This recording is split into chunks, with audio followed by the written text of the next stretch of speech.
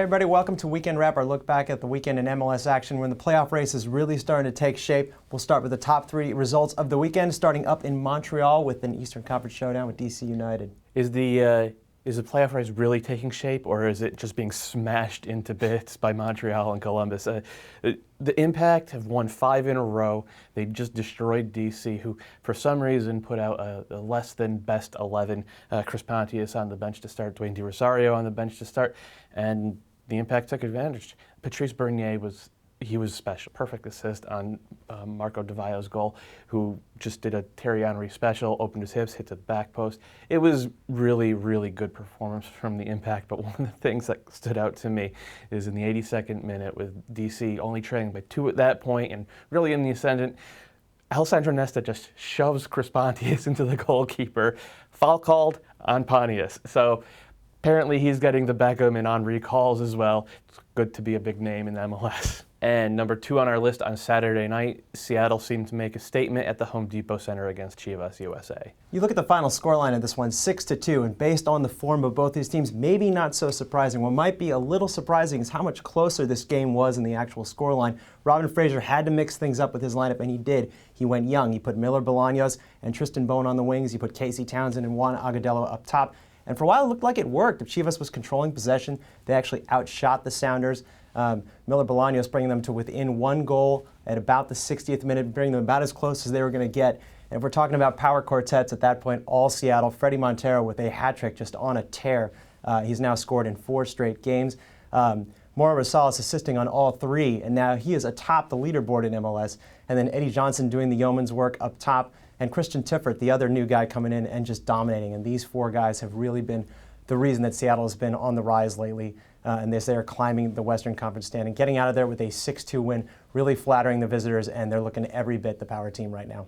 Talking about newcomers, looking at number 1 on our list, Columbus versus New England. Don't sleep on the Crew. For the past couple of weeks, we've been talking about how Montreal have been unbeatable, and suddenly Columbus are right there as well, and they have games in hand. They have 4 games in hand on the Impact. So they're a decent bet to climb into that Eastern Conference playoff race, especially with the form of Federico Higuain. He has been in 3 games, 3 goals, 2 assists, 2 spectacular free kick goals against the Revs. Jairo Arrieta has come to life as well. He's looked good from day one, but he's looked great since Higuain has got there. He had 2 goals against the Revs. The first one, an absolute screamer. The second one, breaking the offside trap.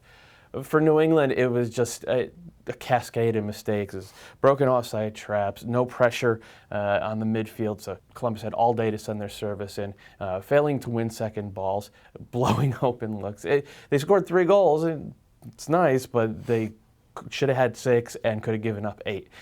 So everything that has been going wrong for the Revs kept going wrong, and for the Crew, they look revitalized. They look like serious contenders. Time to get a little bit nervous if you're DC or Chicago or even Houston in the East. Let's take a look at our top 3 performers from the weekend. Alan Gordon getting a pair of goals and an assist in a San Jose win over Colorado. Fredy Montero, as we said, with that hat trick and an assist in Seattle's win over Chivas. And Federico Higuain, also with 3 goals and 1 assist in 2 wins for the Crew. You wrote a really good column earlier this year about the Crew and their rebuilding job. And with Higuain, it looks like they have the final piece, and it looks like they're fully rebuilt, and this is the team that Robert Artiga wanted going forward. And the patience has paid off because he's been fantastic. Alan Gordon, getting those 2 goals and the assist. If you want to see why he's in the U.S. player pool now, forget the goals. I mean, they were nice, but forget the goals. It's that assist that he got in Simon Dawkins, that perfect trap and then crossfield pass into space, into his... It was really, really perfect. And as for Fredy Montero, he's just on one of those Fredy Montero hot streaks, except it's a little bit better. It's a little bit crisper now than we've seen in the past. He's putting in a lot of effort, and he's really meshing with guys. I mean, nobody thought it was going to work with EJ, and he's kind of proving everybody wrong. Yeah, and honorable mentions we might want to mention here. Mauro Rosales, obviously, as we said, with all 3 assists to Montero. He's been the reason why Seattle have been on the rise. He's been able to stay healthy. And Patrice Bernier, perhaps the number 1 reason why Montreal have been tight in this race. He is a lock at this point for me for newcomer of the year. Take a quick look at the standings. Sporting Kansas City still on top in the East after a 1-1 draw with New York, but they failed to keep up in the Supporters' Shield race.